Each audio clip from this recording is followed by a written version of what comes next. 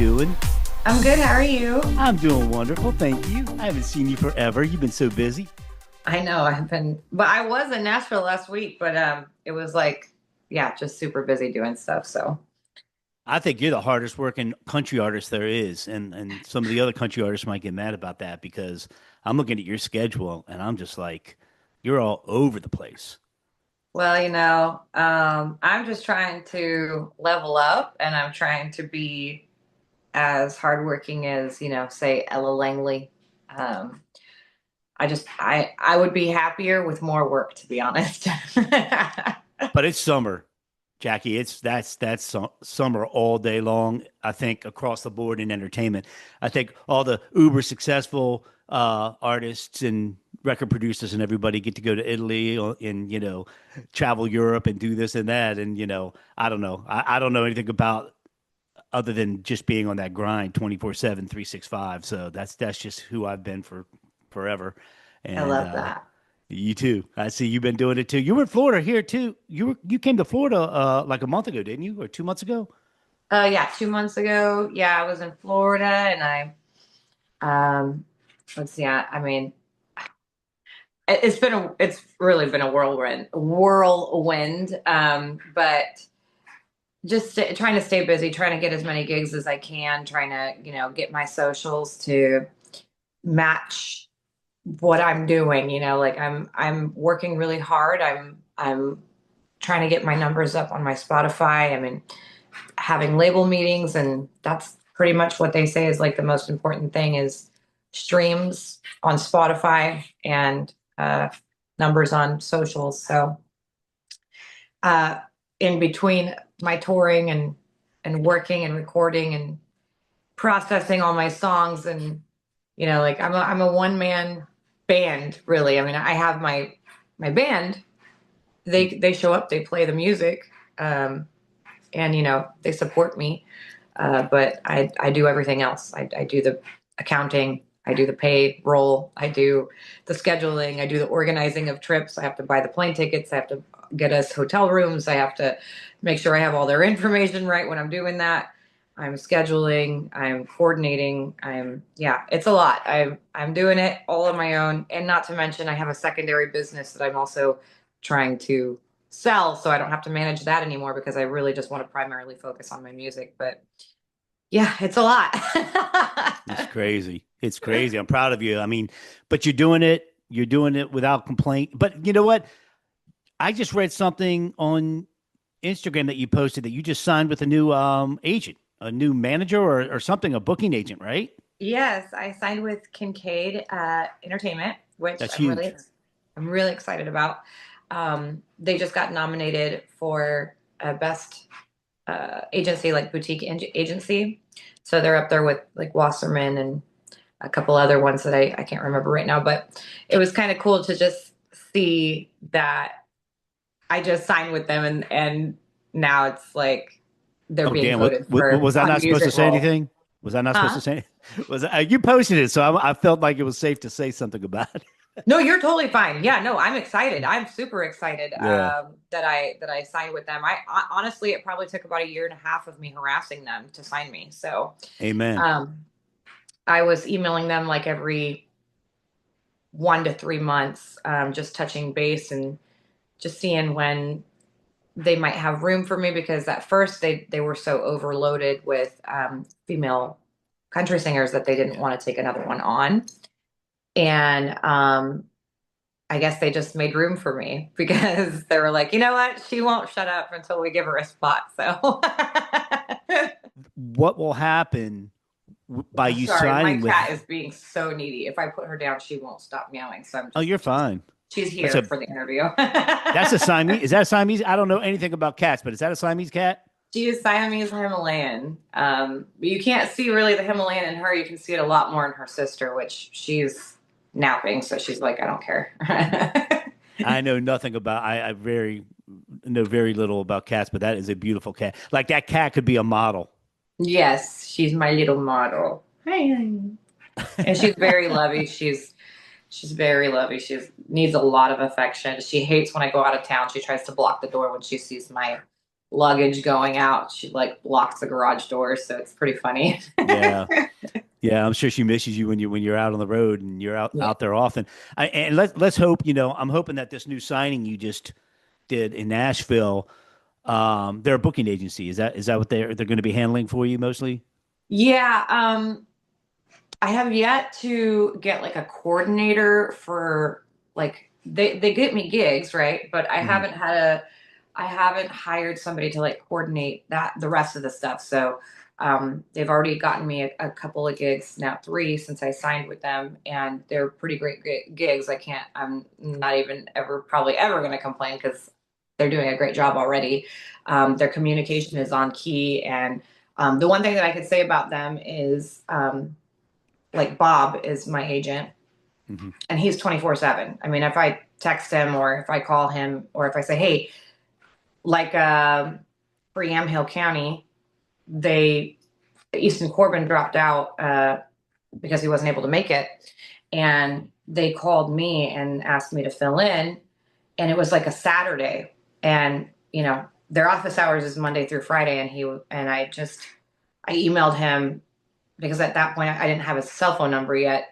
And he was like, "Oh my God, you don't have my cell number here? Like, I work 24/7. So whenever something happens or whenever you need me, I'm here. And if you can't reach me by email or if you can't reach me by phone, call the office, press 9, and it'll route a satellite to my phone and alert me." And I was like, that's what I want to hear, That's what I'm that I want talking somebody to about. work for me as hard as I work for me. So I'm very happy right now. Well, I use this in I've said this in some of my other interviews. It's like you never, as a producer, manager, casting, whatever, agent, you never want it more than the artist does because if you end up wanting it more than them, you'll end up working harder than them. And that is a lesson I learned many, many years ago. If an artist isn't as hungry as you, I mean, look how I've been on you since we've met, which I want to talk about that fun story. But I mean, yeah, I mean, I see you're hungry. I mean, even with all of the exposure, which we're going to get into, we got so much to unravel with you, on The Voice and on Team Reba, and how well you did, and the millions of eyeballs that you were exposed to, and you're still just on that grind, like there's no tomorrow, like almost, you know, it's wild. I mean, I've seen you open up for Jelly Roll. I know you're friends with him and some of the OG Nashville people, man. It's really a tight knit community. We talk about this often on iShowcase Music Podcast, and you're in. I mean, people love you. You got a powerful voice, and you're nice, and that's what I loved about you the first night I met you. Ladies and gentlemen, put your hands together for our all local girl, Jacquie Roller for the You'll be hanging off my lips just like a cigarette. Another drink, another smoke, another night you regret. I need you like a bad habit. It's gonna be a good time, yeah. Roll the dice and blow up my money just to feel your high. I need you like a bad habit. It's gonna be a good night, yeah. Just one more kiss to get left drunk, honey. Think you're gonna be a new bad habit of mine. A new bad habit of mine, yeah. Where were we? Four Seasons. It was across the street from where I was staying. Four Seasons Bar, and your buddy is he still around? How's your buddy doing, by the way? He's great. I just saw him on Friday. We went and had dinner over at Perry's in Franklin. So it was a delicious dinner. And Perry's is awesome. Yes. yeah, He, they're him and his wife are just so kind, really. oh my gosh, he's a character. He and I hit it off right away. I don't know if it was an Italian thing or whatever. But he and I hit it off, and I was getting ready to go back, and he was like, "No, man, Jackie's on her way." I'm like, Jackie. I said, "Why does that sound familiar to me?" He's like, "No, you got to stay. You got to stay." And so I'm so glad I listened to him, and I got to meet your whole band if you remember that night too. Yes. And I was probably feeling no pain on our first, but we're still buddies, so I guess it wasn't too embarrassing. No, you did great. You were fine. I don't drink anymore, but that's why I was making James and Christian drink with you. So Good for you. Had you stopped? Because that was back in February. So had you stopped back in February drinking? yeah, it's been January 1st. I started it out as a New Year's resolution to not do it for 30 days. And then once I hit 30 days, I was like, I want to see how long I can go. And now it's been almost 8 months. So Wow, Jackie, that's you. I'm so happy for you. thanks. It only takes 21 or 27 days to kick any habit. Not that drinking was a habit for you or for me or whatever, but if you're the third person that's a good friend of mine that has done that. They were like, man, I just stopped drinking, and like after 30 days, I like felt so good. I'm like, I didn't need to go back. I didn't want to even go back. I felt alert. I felt good. And I'm like, there's something to say for that. There really is. A lot of people. I met one. Not to, I'm going squirrel on you. That's okay. Met one girl. Um, what's the diner that's on the corner of where we had first met? You know how they have that 5-story diner there on Oh yeah. Demon Brewing or whatever. I always call it Demon Brewing. Over by Southern is my favorite restaurant. Yeah, I know what you're talking about. Yes. And my son and I, we were there. We went there for 4th of July. Actually, we just went there last month, and we walked in, went up to the sports bar, and I started talking, and she was like, "Yeah, I quit drinking." She was like, and when I quit, I guess she was pretty bad. And she was like, when I quit drinking, I literally felt like a brand new Nashville resident. She was like, I quit drinking. I felt like it was brand new moving to Nashville. I was like, Yeah. hey, that's wild. I would say it is pretty hard because, like, I wouldn't say like it was a hobby or it was a habit. I would say it was more like a social norm. And it was like if you weren't doing it, you were the odd man out. So, not that I felt pressured ever to drink, but it kind of just became like, oh, I'm going to go and have a drink and talk with my friends. And it's been a relearning, So now it's like I got to figure out where I'm going to have fun eating or what I'm going to do after we eat. Like, how are we going to keep this conversation going? And still have fun because you have to relearn how to have fun without a drink in your hand, So, and everything seems to be more fun when you're drunk, right? So, it's been a relearning, a transition for me. But I think every once in a while, like when it's really hot and we're by the water, I have cat fur on my lip.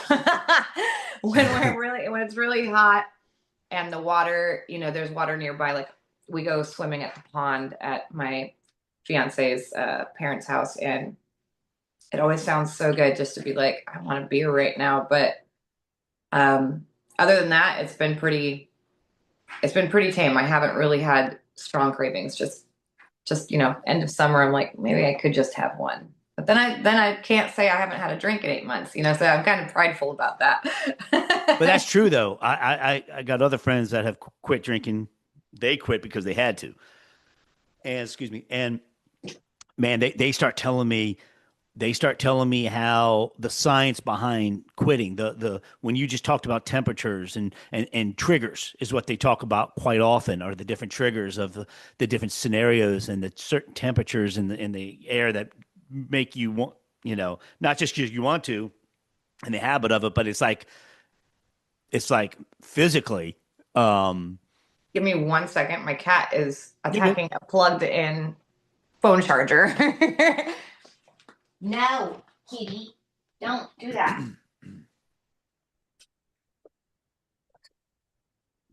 Tell ya,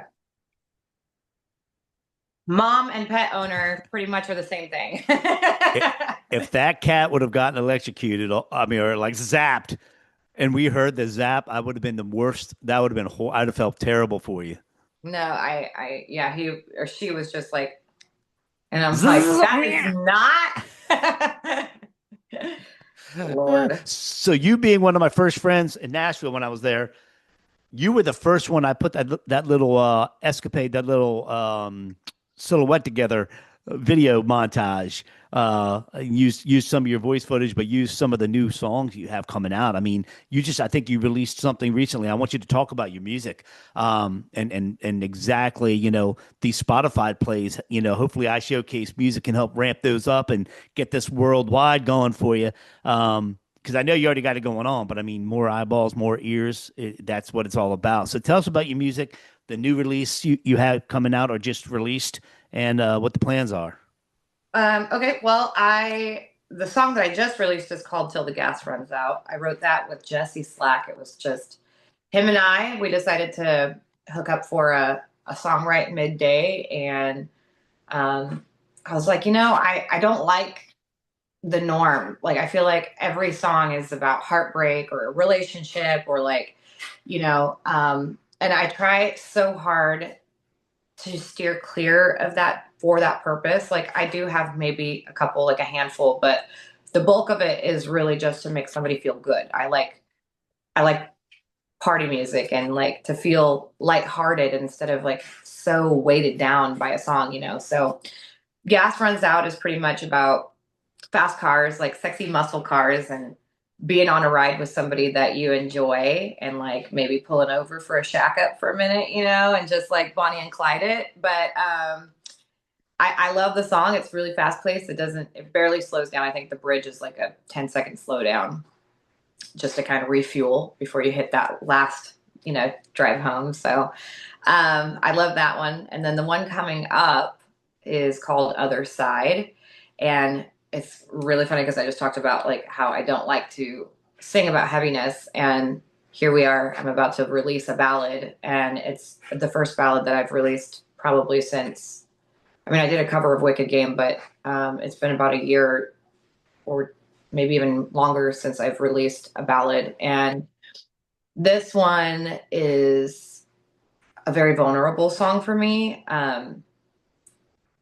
It's about my experience of being in an abusive relationship. And I think that when you have a pedestal like I do, where I have this God-given talent, that it's only right to use some of that talent to help others. And this is one of those songs where I want to tell my story, but I also want to not focus on the fact that I was in it, but the fact that I got out of it. And if you see me as a strong female, fierce person, then remember that I was once in the position that you might be in right now, and I got out of it. And now I'm better than ever. Now I'm healthier than ever. Now I'm stronger than ever. And it just took me letting go of that situation, that toxicity, that person that I believed cared about me so much that they would hurt me because they cared about me so much. Letting that go and finding somebody who would never ever hurt me and supports everything that I'm doing now. And I've never been stronger because of it. So that song is called Other Side, and it really just means like you have to let go or run from that really horrible situation so that you can get to the other side, which is going to be your happiness ultimately. That's awesome. No, I Yeah. mean, you know what? I'm going to put you on the spot. Can you sing a couple lines from it? Yeah, my favorite line is actually the opening verse, which is, how did it all end up this way?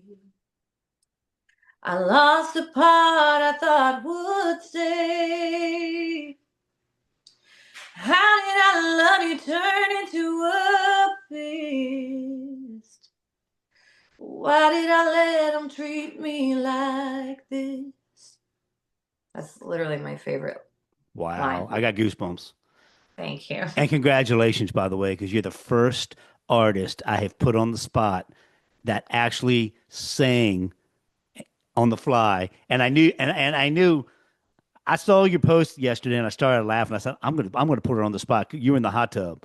I want to show the Yeah. fan. Yeah, you were killing it with the hot tub, with the reverb, the natural reverb. But I was like, yeah, Jackie, you have learned the lesson of, somebody asks you to sing the anthem. Somebody asks you to sing on the fly. No excuses. You just sing. And that was just so beautiful. I mean, that was really a beautiful story. Thank you for sharing that. And I'm sorry that you had to go through that because it's, hopefully, how do you weigh emotional abuse and physical abuse? Who can ever say one is worse than the other or vice versa?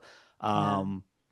And Or the combination of both. For me, it was both. It was, emotional warfare, verbal warfare, even spiritual warfare. And then it became physical when I tried to stand up for myself. So, God played it out the way that he did so that I could get out and stay out. I was kind of an idiot, and I took him back the first time that he put his hands on me because by nature I'm a rescuer. I've learned a lot about myself in therapy, that when you grow up in a not necessarily dysfunctional home, but when you don't have both parents, you don't have a father to grow up with, you don't know what to look for in love, and you just think that jealousy is love, or you think that being controlled is a form of love, or giving up who you are to compromise for another person is love.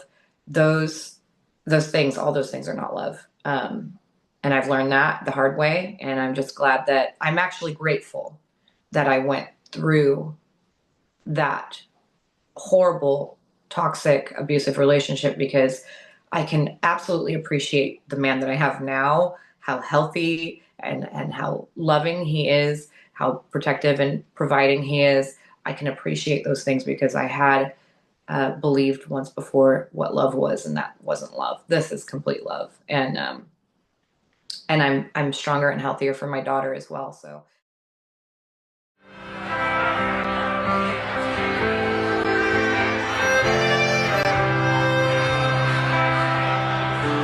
I've come a long way from where I've been. I went and took a chance and let another man in. Found a love that's good this time. Man, it feels like the forever kind. Finally made it to the other side.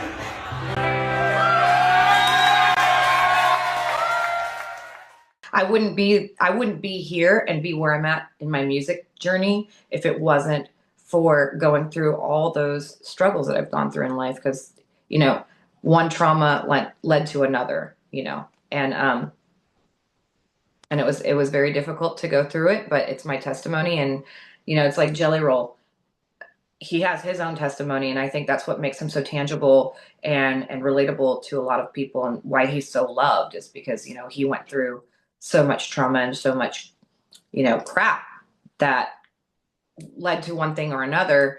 And he's come back from that. He found God, and he's stronger than ever. And it's like, unfortunately, you have to go through the bad to realize the good, Yeah, but you're anything but an idiot.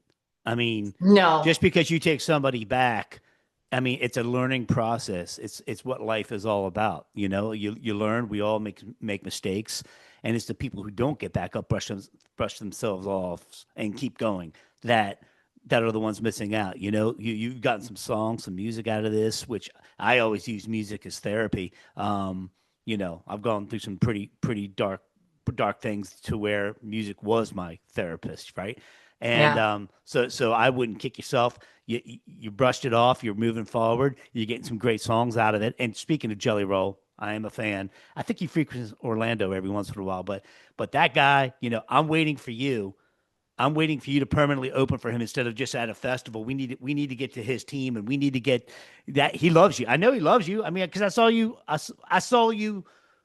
What did I see? I saw a clip with you two on stage, but I don't think he had even signed his deal yet. I think this was like way back. He did. He did. He had signed his deal when you were on stage with him. I'm not Oh talking yeah, recent he now. was already. He Need a Favor was already out. Everything. Oh, my timing's off on that. Then my timeline's off. Okay, all right. Yeah. No. So that situation was. I had booked myself at the Oregon State Fair, and in doing so, they asked me if I could book Huntley. And so I called Huntley, and he said yes. So we brought Huntley out. Cool. And when they found out that Huntley and I would be at the Oregon State Fair, the Oregon State Penitentiary called me. They called me and asked me if I could coordinate Huntley to come and perform with me there. I did not know at the time that they were planning on having Jelly Roll come and do the thing as well. He was starting his Folsom Prison tour type thing. It wasn't called Folsom Prison, obviously, but he was doing like the Johnny Cash thing where he was going. Yeah, he's like, keeping it going. You guys are keeping prison that to legacy prison. alive. I love it. Yeah, Yeah. sure. So I said yes because I wanted to give back to my community, but then ultimately it led to Jelly Roll being there as well. And then I just shot my shot. You know, like when he showed up to the whole thing, I was like, hey, I just, I sang your song on The Voice. That was my battle, and he was like, yeah, I know who you are. He's like, I follow you on Instagram. Like, I followed you as soon as I saw that video. Like, you guys killed it. And he's like, my dude with the hair. He was talking about Bias. Like, he has curly, hair. And Yeah. he's like, you guys killed that. And I said, well, I was hoping that I could just record a TikTok of you and I singing it. And he was like, you want to sing my song? And I was like, yeah, like, let's do a TikTok. And he was like, no. He was like, F that. We're not doing a TikTok. Get up on the stage with me and sing with me. And so that's how I got to perform with him. It was just like me asking him blatantly if I could sing with him. Boom. You are fearless. You got to be fearless. I try to tell people you cannot be submissive in this business if you want to go anywhere. Yeah. That's a great story. It's happened twice. I asked Jelly Roll, and then the next time I was supposed to open up for Jackson Dean, and I asked Jackson if I could sing with him, and he was like, yeah, you sing good. Let's go. I'm like, okay, let's go. Tell me about, that's amazing. Tell me about Reba and the real Reba. Like in the industry and everything, you always hear good, bad, ugly, or whatever. And I always take people for face value of how they treat me personally. You know what I'm saying? I don't care about rumors. I don't care, whatever. People are always throwing darts. Haters are going to hate. It is what it is. But how was your experience working with her one-on-one and behind the scenes? She just feels like a mama bear, to be honest. I mean, she has almost like a little into the grandma too, where you kind of get spoiled by her, Right. But she's definitely a mama, and she wasn't overly guiding. Like, she was just like, she basically gave you the orchids and onions. So I call it the orchids and onions, where they gas you up a little bit. She was like, oh my gosh, I love how you do this and this and this. And then the onions came in. We're like, the only thing that I would probably work on is like your choreography. Like, how are you gonna present yourself on stage? Because you have the vocal parts correct, but I want the presentation to kind of really build a story. So she gave me pointers, because for me, I was always moving like squirrel, like Right. I have to move. And she was like, Jackie, just stand still, because that'll give you better vocal precision. And sometimes standing still is way more powerful than jumping all over the stage. And I still, to this day, like, I hear her in my head when I'm about to start a song, like, hey, power stance, don't forget your power stance. She would say those things to me. So Reba, to this day, her and I still talk. We email back and forth. I show her my songs that are about to come out. And she's kind of given me a little bit more guidance afterwards. She's also set me up, coming off of the show, she set me up with her publishing company so that I could learn how to write with some of her writers and get that experience under my belt. So it really has been, she was the perfect coach for me, because she, even afterwards, has been mentoring me. How many chairs turned for you? 4. All 4. Oh, sorry. Forgive me. I don't think I saw that particular episode. So who were the judges on that season? John Legend, Niall Horan, Gwen Stefani, and Reba McEntire.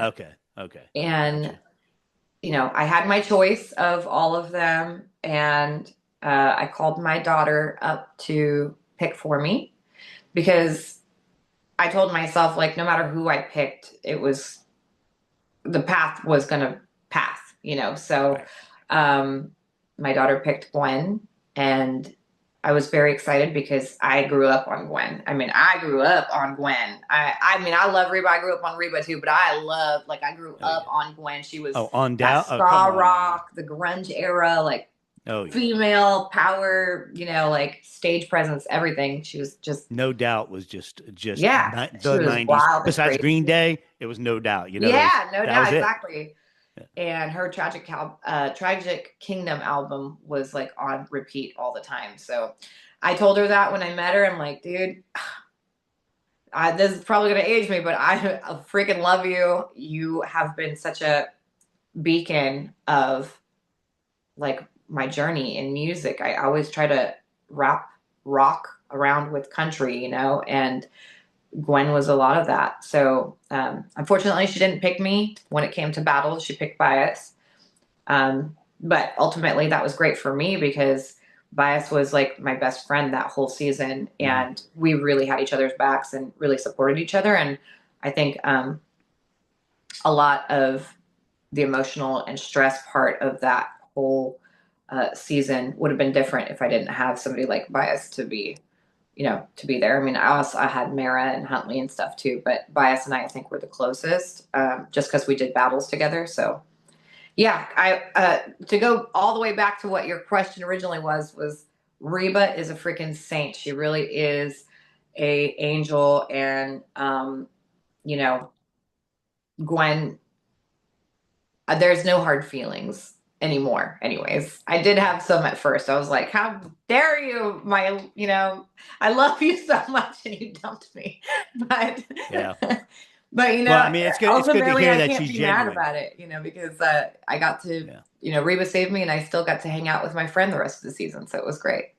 She's genuine, and it's really good. It's funny. The last interview I did was with artist named Kelsey Watts, and she's on Broadway right now, but she was also on The Voice, not your same season.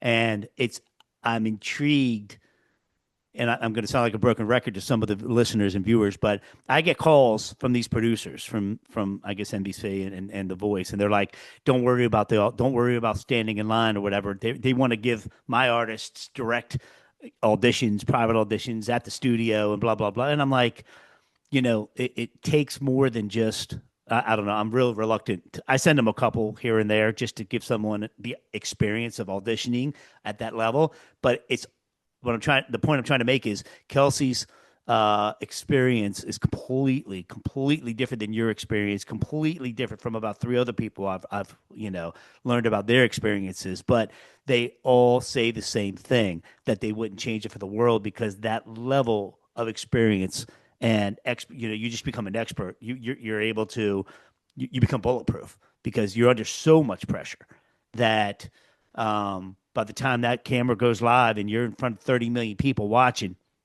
do or die, right? Yeah. And, you know, I did hear, like, for me, mine was 100% organic. I auditioned online through their system. Love that. And it was like my 10th, 12th time auditioning, and they finally accepted me. Whereas I've heard like other people were contacted by casting to audition. So Now, I let know me be like some clear. people. Let me be clear. Let me interject. I had nothing to do with Kelsey's audition or anybody else's audition that had made the show or whatever. I mean, I just get these emails all the time of old producer friends of mine from back in the day asking me about that. But no, that's really wild. You did it organically from the get go. That's commendable. Yeah, and you know, some people didn't. Some people got casted. Like, I mean, either way, if somebody comes to you, you still have to go through the process. It's not like you get fast passed, you know. But it just, I had auditioned, and they basically said yes. So it could be either way. Mm-hmm. And I think that for me, because it was organic, I did not know what to expect. Nobody had given me a heads up on anything.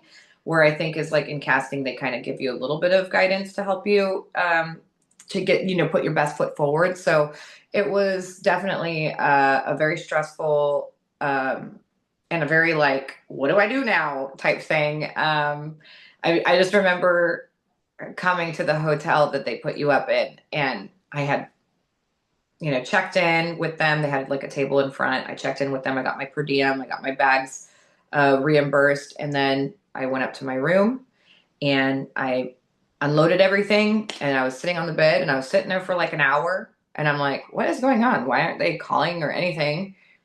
And I call and I'm like, hey, you know, I'm unpacked. You know, what do I do now? Like, where do you need me? And they're like, just hang tight until you get your schedule, which could be within the next 4 weeks. I'm like, cool. Thanks for letting me know. I'm like, I'm just gonna go eat now. Like I just, went and made So friends. they put you there 4 weeks before filming or before your schedule? Yeah. Yeah. Well, they not 4 weeks before your schedule. There's 120 people that show up. So they can only schedule so many people in so many days. So, Mhm. it's like you have to go through wardrobe, and then you have to go through B-roll, and then you have to go through like your interviews, and you have to go. So, they're getting to know you, and they give you your songs, and then you have to go through your rehearsals. And um yeah, so it's like it's a process. So I didn't go in till the third week. It was the third week that I got scheduled to finally go in, and do my wardrobe and do all that stuff. So it was like 2 or 3 weeks of just like sitting around, like to not really knowing what to do. So No, see, there you go. Totally different experience. I had never heard that from anybody. yeah, That's well, I mean, our wild. season was really different too, because it wasn't just, mind you, our season was 2 seasons being filmed at the same time. So, Okay. it wasn't just 120 people, it was 240 people, like that they're trying to process through their, whatever they do. So it was like we had A and B schedule, and season 25 had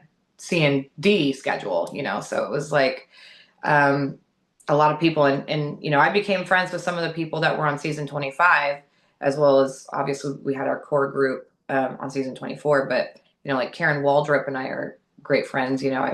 We help each other out. She hooked me up with my first agency that I ended up, getting a little bit of experience with. And then I kind of was just like not doing enough. So it just didn't work out really. Not on their behalf and not on my behalf. It just wasn't like a good fit. But, Right. and then because of that, I hooked her up with a sponsorship with Boots. I have Wet Kiss sponsorship, for all my cowboy boots. So she was Yeah, like, you do got girl, you. where are you getting your Yeah. boots at? And I was like, girl, hold my beer that I don't drink anymore. Let me get you a sponsor. Hold my O'Douls.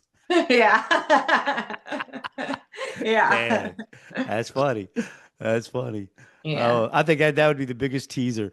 Yeah, so yeah, you got some awesome boots. I mean, you're photogenic, you're taking great pictures, you're doing, you're capitalizing on the fame that was brought your way. You're capitalizing on your powerful vocals.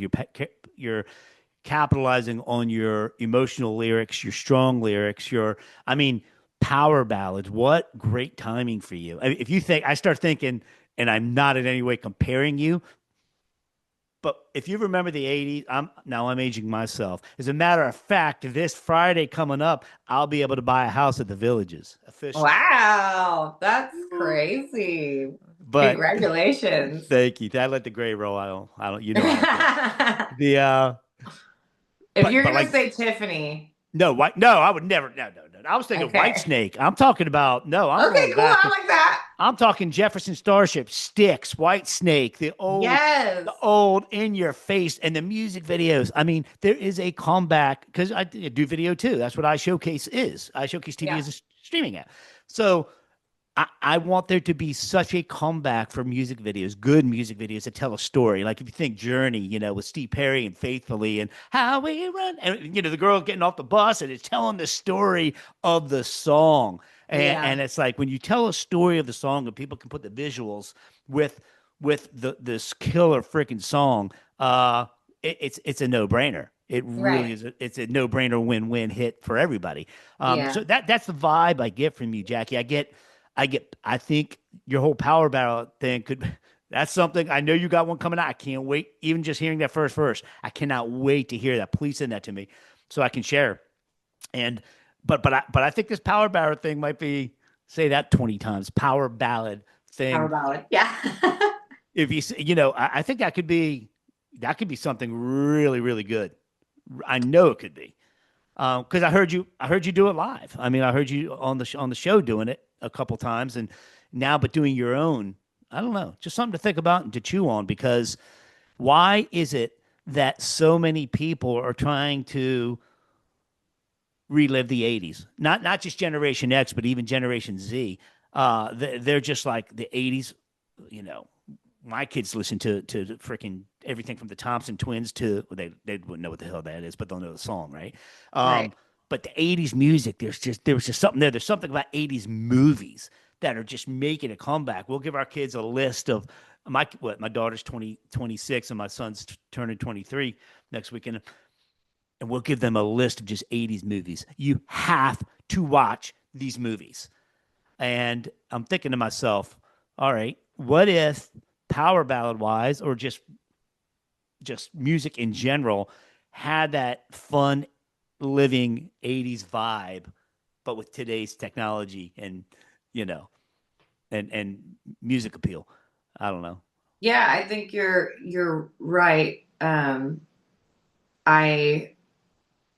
I have thought about doing like I have a song that it's called Bone Shaker that I haven't released yet. And I was thinking to do like a Rat or like White Snake or, glam band where, Bon Jovi, where you have like your hair with the band, like the sweatband or the bandana here and like tight, and spandex, and just thinking like that kind of would be funny to do. Just like, and I could totally do it because I'm so confident Do that it it. doesn't, I can have fun with it. So Do I it. was kind of thinking like, and my band would be into it. They love, like, especially Christian and James, they are hilarious and they're up to it. I'm like, hey, we booked a gig, in Las Vegas on Halloween. I'm like, what are we going to dress as? Like, they already have a band that plays on Front Street that like wears spandex and stuff. So I don't want to copy them and not.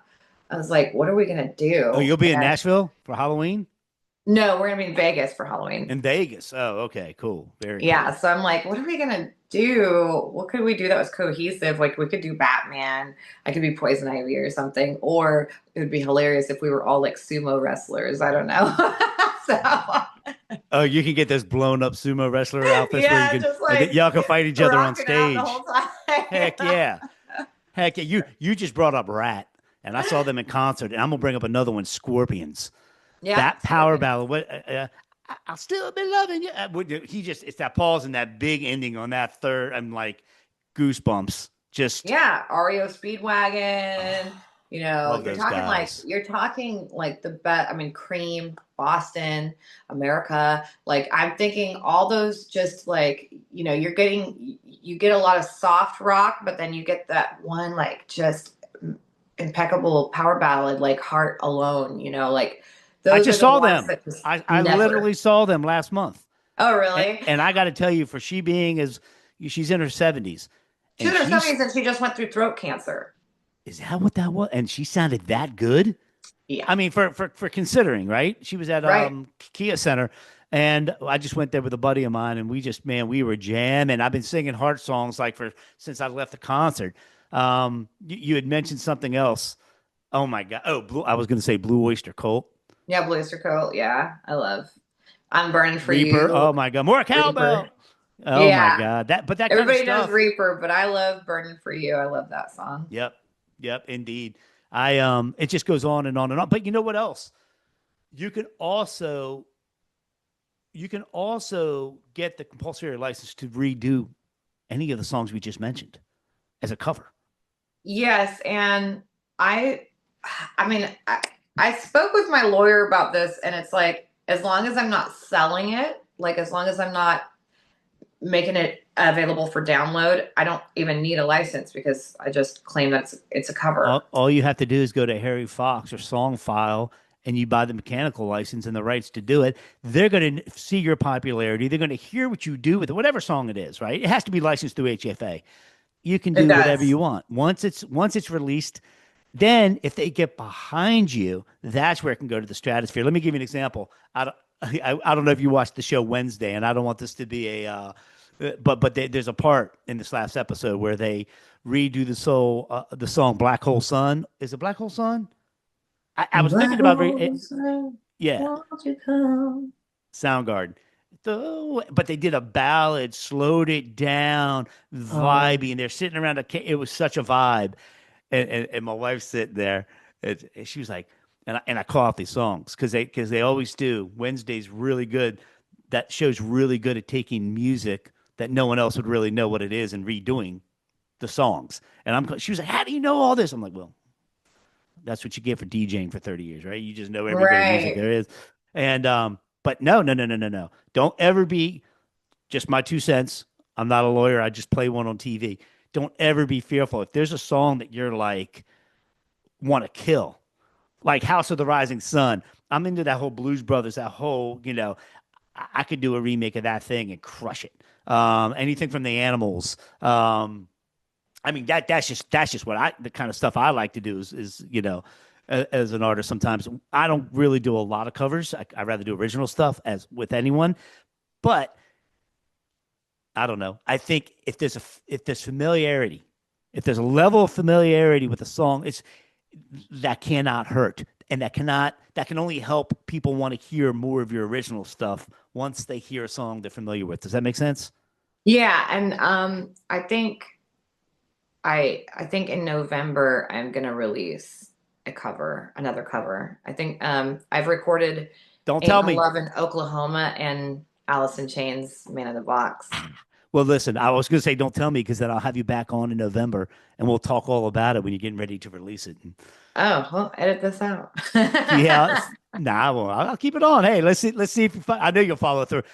You're one person I never have to worry about not following through for sure, for Yeah. sure. But look, I can't thank you enough. I really appreciate your time.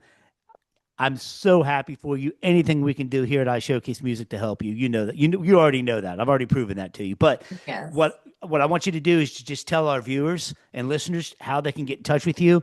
Go through all your handles and website and all that good stuff, and spelling of your name because they might get the spelling of your first name wrong. Yes, my mother was overzealous when she spelled my name. So it's Jacquie, Jackie Roar, Roar. And all my handles are at Jackie Roar. I'm the only one on all platforms with the blue check mark after the name, not as my picture. Those are scammers. Lots of scammers asking for money from you. That's not me. I'm not going to ask you for money. So Jackie Roar at Jackie Roar. And then my website is www.jackieroar.com. Like I Very said, easy. if they're not hating on you, you're not doing something right. So the fact that you have fans that are out there trolling you is the utmost flattery. It's not, I actually barely ever get trolling. And it's funny because that's what labels kind of look for. So sometimes I'll ask like for a little bit of a roasting just because like I need it. I need it for the labels. But the scammers, they're pretty bad. They No, know that that's I've bad been and on scary. Yeah. yeah. And so, Huntley had one where when he came to Oregon, he said that this lady spent $1,200 on a VIP access to him to be able to talk with him for, 10 minutes or something. And he's like, I honored it because I felt so bad for the lady, but I didn't sell that, and these scammers are getting people to buy these VIP cards which don't exist, so That's crazy. Because beware. yeah, no, no, no. Thank you. I mean, I know it, but I also know artists. They're not making money on the streaming royalties. They're not making money on the record sales anymore or on the ringtone sales like we used to. You guys are making money on the gigs, on the festivals, on the shows, on the live performances. So it makes sense to me that the scammers would come out of the woodworks to scam, to do what they do, Yeah. Um, and that's when I always pray that karma just takes place, and those people get what they deserve, because you're working, you're trying to make a difference, you're trying to make people happy, and there's no time for that. There's no reason for that, and yeah, so it's definitely a No. difference between getting trolled and getting scammed for sure, Yeah. for sure. Yeah. But well, is there anything else you want to share, or are you good?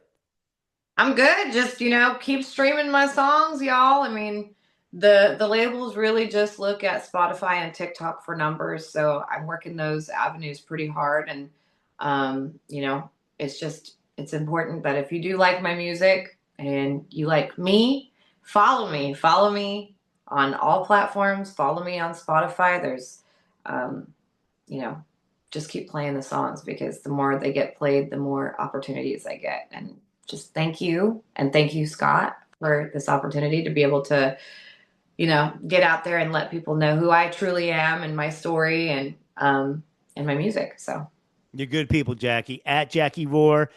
Follow her on TikTok, IG. What was the other one you said? YouTube and Spotify, Facebook. obviously. Spotify, absolutely. Yeah. That's huge. How Yeah. that's doing. Facebook and I'm sure if you messenger you'll even reply to your messages the best you can, right? On Instagram. Yeah. I On reply to the Instagram ones is on where the best Instagram. place to get to you. Yeah. Yeah. If you need to get a hold of me, that's the best place, because Facebook, I've had too many weirdos on there, so I don't really open those messages anymore. Oh, that's interesting. Yeah. That's a whole nother podcast, right? The weirdos Yes. on Facebook. They want feet pics. What can I tell you? What are they willing to pay for a toe? How much you know, gonna make per toe? I've been offered $500, and I'm like, no, that's not nearly enough. Sorry. For a toe. I want pedicures for the whole year if you're gonna get my feet pics. But wait a second. Wait a second. $500 for a toe, for a foot. But the problem is they won't go alias with that. They'll want everybody to know that's Jackie Roar's foot. Right. So they want the bragging rights. So they got a picture of your. I don't understand that foot fetish. Oh my God. I don't get that. You know, some people have it, and that's all right. I'm not going to kink shame anybody, but you know, it's a low blow when you're offering me pennies for these beautiful tootsies I got. You know, You're going to open up an OnlyFeet account. Yeah. I think we just came up with something. We're called OnlyFeet. Oh my God, that's funny. Yeah, I bet you I guarantee there's already something out there. Some dumbass put it out there trying to make a buck for sure. $500. Now that's not with your name. $500 alias.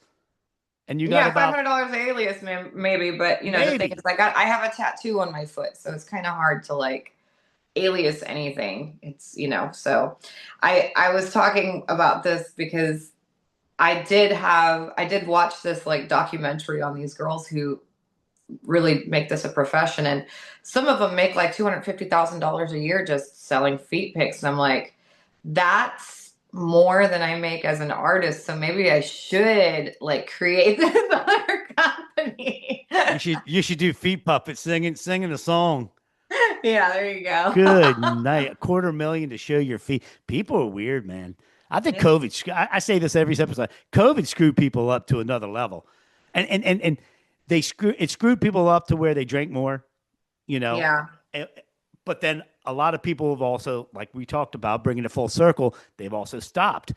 But I think mentally, it just was so taxing on America and on everybody that people got weirder and weirder, and they still do. It's just never. Yeah, I think people just hyper focused on politics and hyper focused on, you know, their beliefs, because AI shows you what they think you're going to side with, and then they just pile drive it to you. So you become hyper focused and hypersensitive to the things that AI is showing you or making you believe. And a lot of people are spiraling out. I don't know if you have read anything about what AI is doing, but people are literally spiraling because they're asking ChatGPT these questions and they seem so real or whatever, and it sends them to a spiral and they have to go to these clinics. So yeah, I'm not even joking. So when you all say political people based are getting or weird, political subjects or every subject? So ChatGPT is a whole different game, obviously, but oh, I'm very, very well.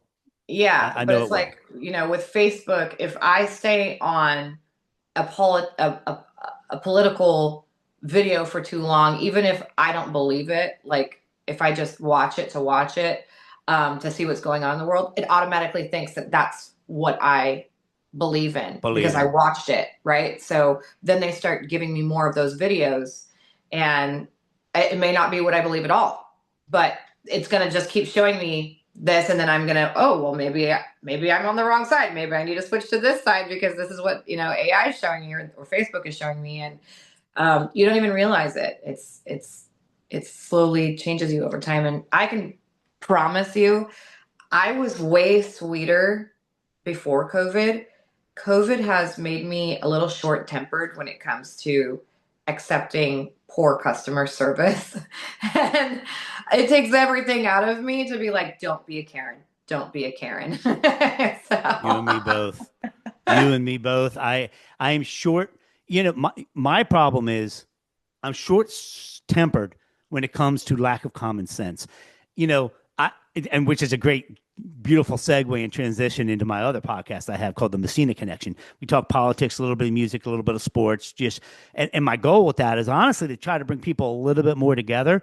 I stand on what I stand on. I believe in what I believe, but it's not for me so much political as it is the lack of common sense. When people, I don't have any patience for it. Common sense, common decency, common love, and if somebody doesn't have that, I have a really, really bad problem with it. I really do. And Yeah. good, And I have bad, a or problem. ugly, stand for something or fall for anything is what I've always said, right? So, Yeah. but I just don't want it to get to a point where it's going to end up taking another country to attack us for everybody to come together. I don't think the country has been together. Now you got me on this tangent. I don't think the country has come together since 9/11. Think about that. Yeah, that's a long time. And I Sort think of came together during COVID, but 9/11. I think war in general, it does this. Because if you think back to like Vietnam, even when our soldiers came back home, they were getting spat on, so Can you believe this that? is a historical cycle. And unfortunately, there is a lack of common sense where people just don't learn from history. And we are controlled by a government that only makes benefit off of war monetarily, which is, I think, a lot of the drive of why they do it. And people are easily manipulated by division. So I think that I agree. I agree with that. yeah, Completely. I think that really the focus should be togetherness, but they find a way to divide us so that we're not going to overcome our government, who are making really bad choices on our behalf. So And have been. It's not, and you can't just put that on any one government. It's just, it's correct. I've always said, and I'm going to interject. There's somebody, a veteran told me about this last week, and my wife and I started watching it. There is a documentary about the Vietnam War on Apple TV Plus, and it's the Is it real called footage. Zeitgeist? What's it called? Is it called Zeitgeist? Because I was No, told to watch I don't something think called so. Zeitgeist. It was just called Vietnam something, I thought. I don't, Oh, okay. it's just footage that has never been seen before. The film cameras, the 8 millimeters, 60 millimeters, they were all running on the helicopters, and it's graphic. But I've always said I was born in 1970, showing my age again. Now I'm telling you my age. So I was born into all this shit. And 1968, this was all going down. Yeah. And I've always said that is when America changed for good. Everything you were just talking about, the soldiers coming home, how they were disrespected, the whole Vietnam thing in general, America kind of got their asses whipped. We're Viet Cong just, I don't know. I want to watch the rest of the series before I speak too much on it, but I'm like, the morals, that everything changed. It was no longer the 1950s. And you know what? Even let's go even before then. We could go to Kennedy, John F. Kennedy. I think when he got taken out, that's when everything started. And then from that point on, because he was so pro civil rights, right? And then from that point on, Vietnam comes in, Nixon's whole thing. I mean, it's just on and on and on. So you and me were born into all this. Yeah. And what do we do to make it better, make it right? I did do a song though. I don't know if you've heard it. I'll text it to you when we get off. It's called Together. I did that during COVID, and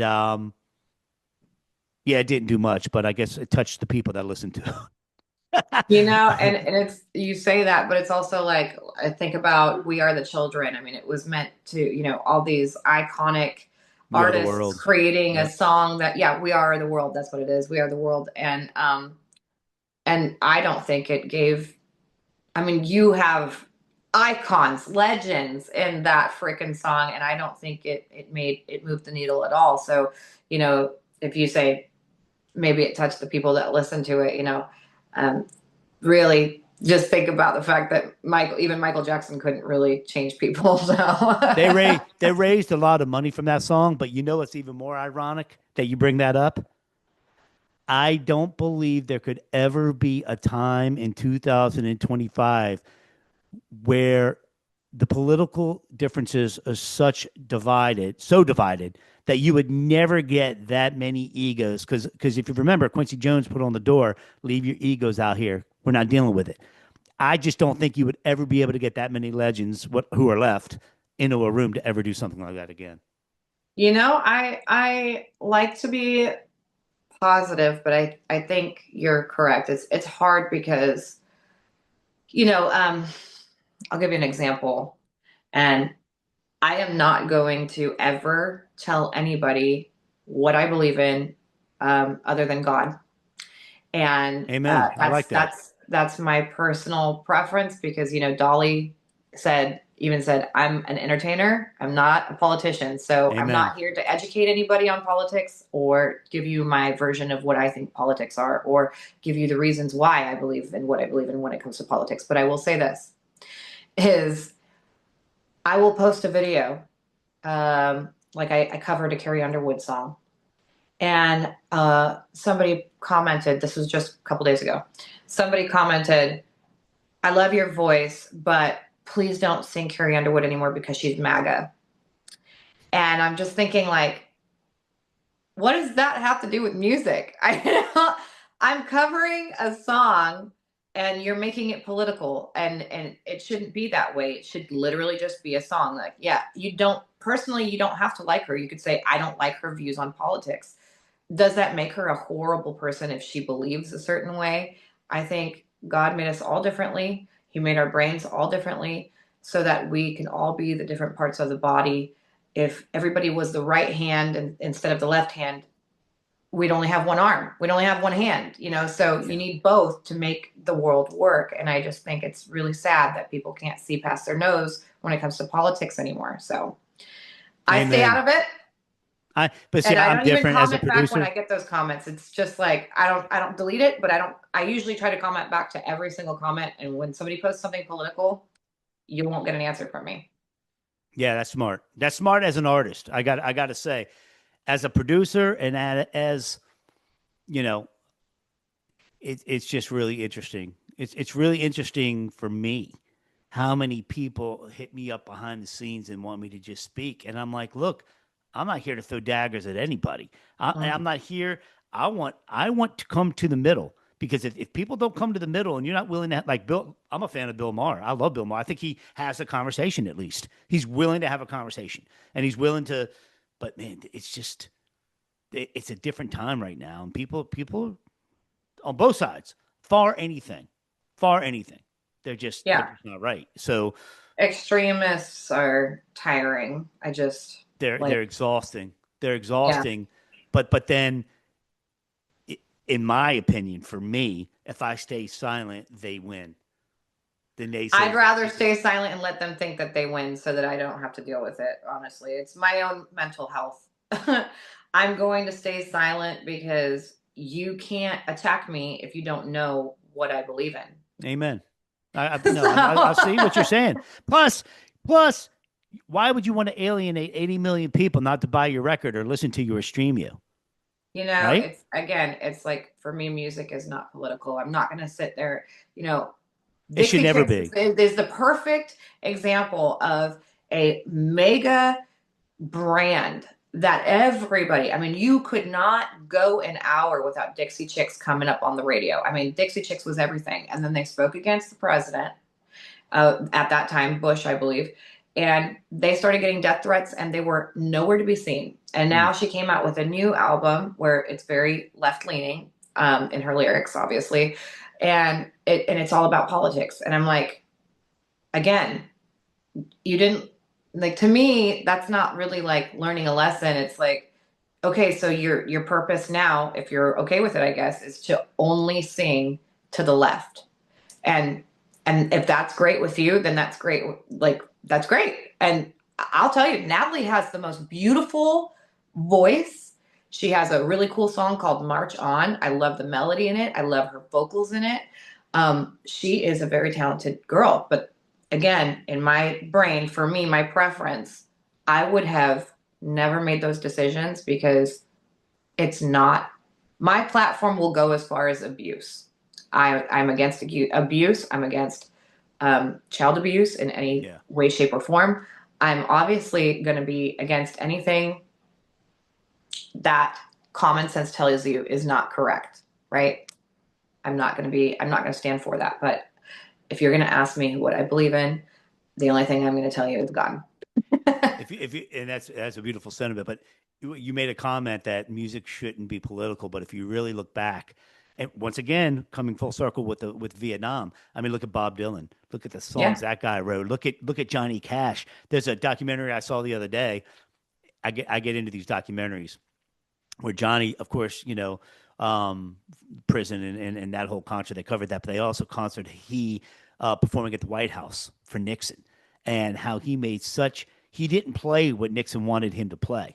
He made the most profound political statement within that song. That's actually, the song's actually starting to make a little bit of a comeback. But at the end of the day, the temperature is different for us in 2025 when it comes to doing politics and music. Back then, that's how the artists, the Johnny Cashes, the Bob Dylans, I think that's how they were able to relate to millions of people, and millions of people feeling the same way. You're totally fine. Yeah, you're totally correct when it comes to, like, Bob Dylan and, Jimi Hendrix and that era of where they made a political stand coming out of the hippie era. You're completely correct. I just think that we are so divided now that, and people are so much more violent these days, that you speak your mind and you say, I believe in this, and you are, again, hated by half of America, just for simply believing what you believe. You're hated for that. I don't understand how the record company allowed them to do that. I don't think that going back to your Dixie Chicks, unless they released it independently, how would any record label be off balance enough to think that I'm going to go ahead and alienate? Michael Jordan summed it up, and I use this quote all the time. They tried to get him on this political stuff, and try to pin him, and he was like, "Look, Republicans buy shoes too." The end. Yeah. And and you can see a lot. I mean, I don't know if you remember, like, the whole Bud Light thing. I mean, that was ridiculous. I mean, just because I remember Kid Rock's portion of it. Yeah, I mean, like, it's just Bob's ridiculous. Okay, so one trans person says, does a campaign about Bud Light, and now all of a sudden Bud Light is, like, hated. I mean, that's ridiculous. And it's like, it cost them $30 billion something. Maybe it was like $27 to $30 billion. And then they didn't even go 10 toes down. They were like, oh, well, what she did was separate from what we were asking. Like, we didn't really campaign with her, and it's like, it was too late. It was too late. You already did that. And then you didn't stand behind the candidate that you asked to campaign for you. So, it's, again, I am not going to tell you what I believe, but in that specific time, that's ridiculous. There's the other way where, people stopped buying pillows from, the guy, because I don't know if I'm getting this right, but he, like, isn't Christian or something to do with. You talking about My Pillow guy? Yeah, I think, didn't that have to do? Yeah, I was trying to find the opposing sign of, like. No, he was an ex drug addict who turned himself around and took all the millions and millions and millions he's made with these pillows and just voiced his opinion. He had the deep pockets to do it. He didn't really get canceled as much. I mean, I think what bothers me more is like this American Eagle stuff and what Sweeney's going through, which she's a powerhouse, versus Beyonce, versus why does everybody. I'm from DC. So black, white, yellow, red. I don't look at color. You know, my favorite color is green, is because I'm always trying to make it. Oh my but gosh. but I'm like, at the end of the day, why does everything have to be about race or politics or Well, everything? that's what I'm And talking you know, I'm about. not It's saying like, I'm not guilty, you know, that I don't like getting people fired up, but I get people fired up personally more on the common sense issues than I would ever get involved in real issues. Who's right? Who's wrong? You know, I hate Trump. I hate Biden. I hate this. I hate that. Whatever. Why get all upset over stuff you really have no control over? But when I see something good done, I have no problem letting the world know I think it's good. That's just you me. know, and I can see like, and again, like people call me a sympathizer because like I can see both sides of the fence, and it's a very unfortunate thing in my position. But you know, like I could see how somebody might be feel less confident or feel less attractive when they had somebody like how beautiful Miss Sweeney is, campaigning my jeans, which could be taken as my jeans. You know, I can understand why people would be maybe offended, right? But as far as what it's taking it to is, it's just like, just be offended and let it go. Like, okay, that sucked. Maybe think about doing another, like multiple campaigns where it's different girls in the same kind of thing. It's not But they just one. did. This started with Lizzo.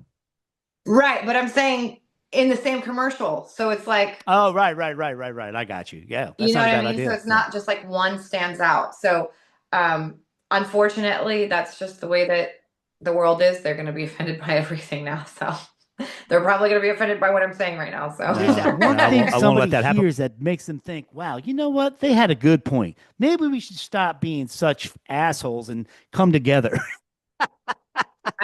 we are so much stronger We are.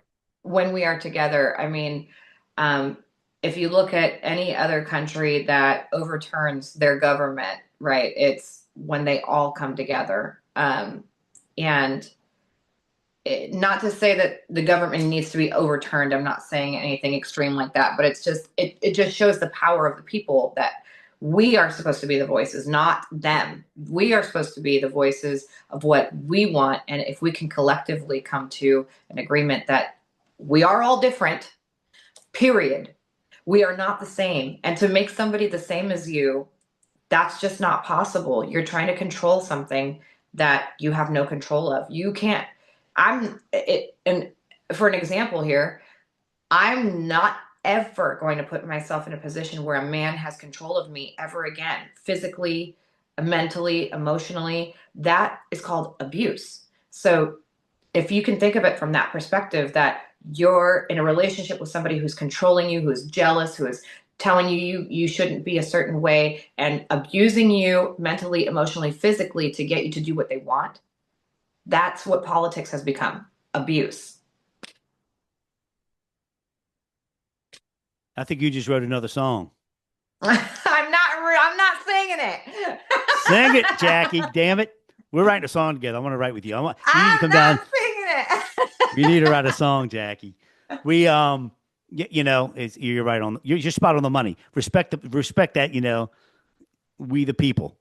Yeah. 3 words. We the people. And I don't know. I think the hatred for both sides is so. I think money's ruined so many people, and I think the hatred for both sides is so intense, And and you people can't are so make much anybody more happy. violent. I mean, I'm fearless. Whatever. I live in Florida, so I mean, and Nashville's no different when it comes to. I think Oregon's different, right? Over where you're at, you don't have open Yeah. carry.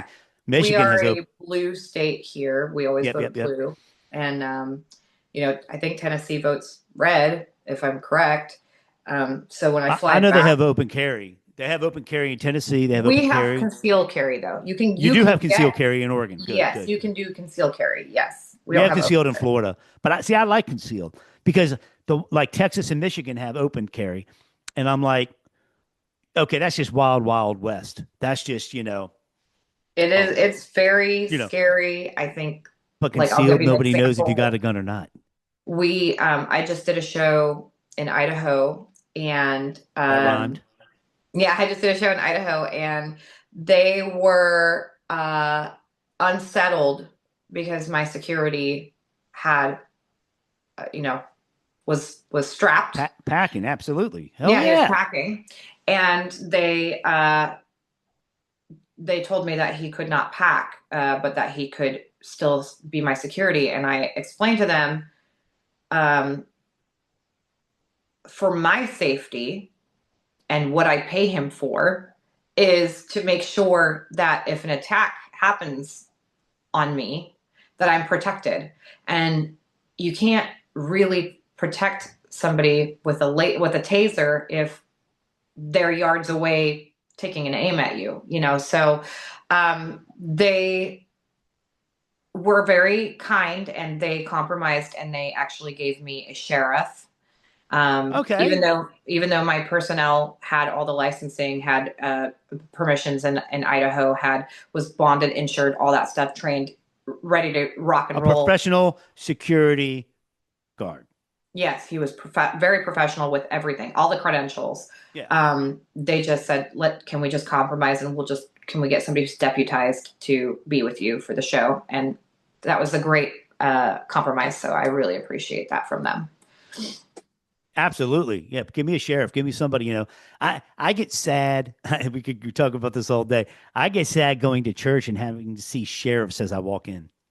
That sheriffs have to be at, you know, at least down here, there's a lot of sheriffs at all the churches. And I'm like, are you Well, they should serious be right at every now? school too. They should be at every school. There's Well, so they many do. shootings. Uh, You know, I can't. It is just what a day we live in. Like, really, as a mother, it's so disheartening.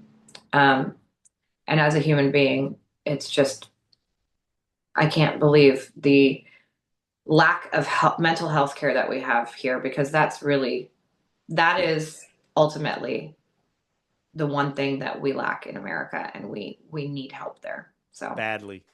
And yeah. then they close all the psych wards up in DC. There used to be St. Elizabeth's. That's where John Hinckley had gone originally after he shot Reagan. And they've just closed all the psych wards. I mean, there's real people with real issues, and then there's doctors that are just keep feeding them mental pills, Yeah. and And these I pills are mean, doing it's making horrible. people schizophrenic. It's making people. Think about Ozempic. Like Ozempic, oh my God. You know, I just can't even get into it. It's just, you're trusting these doctors to take care of you, and what are they doing? They're really messing with your hormones. They're messing with your brain. They're giving you these pills with so many different side effects that lead to other issues in your body. So really, for me, my mental health is very important, which is why I see a counselor. And I could have no problem whatsoever, but I'm still going to go to my counselor and say, hey, this week I had 0 problems. But But at least, you really find that helps? yeah, I just think I think it's really important, because, you know, also to just have somebody that in confidence can talk to you and help you through from an outside perspective. And finding the right counselor is everything as well. Like somebody who holds the same values as you. Like for me, in my house, I think the man should be the provider and should be the alpha, right? And if I went to a counselor that thought feminism was more important than having an alpha male in the home, That wouldn't work for you. that wouldn't work, right? Because then they would be guiding me in a way that would ultimately not be healthy for me in my ideology, right? Not to say I'm not open to it, but it's just like, for me, it's important that my man is the alpha and not the beta. Mm-hmm. So I want to find a counselor that understands that, because when I do have those issues, like if I do have an argument or an issue with my partner, they can give me real experience and real tools to work within the dynamics that I have set in my house. Whereas, like, if I were to find somebody else, they would say, oh, you should probably leave him. He's horrible, you know? So do you think females should have female counselors and males have males, or does it not matter? I don't think it matters. I had a male counselor before I changed over to a female counselor, and I think it's just preference. And I think that when you settle in and you feel comfortable with somebody, you're finding you don't have to hide who you are or whatever, and you can be your most authentic self. That's the right person for you, whether it's male, female, Yeah. and everything in between. You know, no, if you don't want somebody to judge you, you shouldn't be judging the person across Amen. from you either. So Amen. Absolutely. All right. On that note, I'm going to let you go. You were awesome. And, we didn't have this much time to talk at Four Seasons. no, but it was still fun. So when we got to coordinate when both of us are in Nashville, or if you come down to Florida, whatever, I almost drove out to see your concert that night, but then I think you were like 4 hours away. I think you were in South Florida. You were like, yeah, you were a little ways from me, so I wasn't able. I was going to surprise you and say hi, but when we're in Nashville, I'll let you know, and then we'll coordinate it. Let me know if I can help. I'll let you know when all this comes out. And thank you so much for your time. Thanks, Scott. You're amazing. You too, and I hope the cat didn't get electrocuted. No, she's sitting across from me now, just napping away. So All right, sweetheart. Take care. Have a great week. you too. Thank you. Bye bye now. Yeah, look at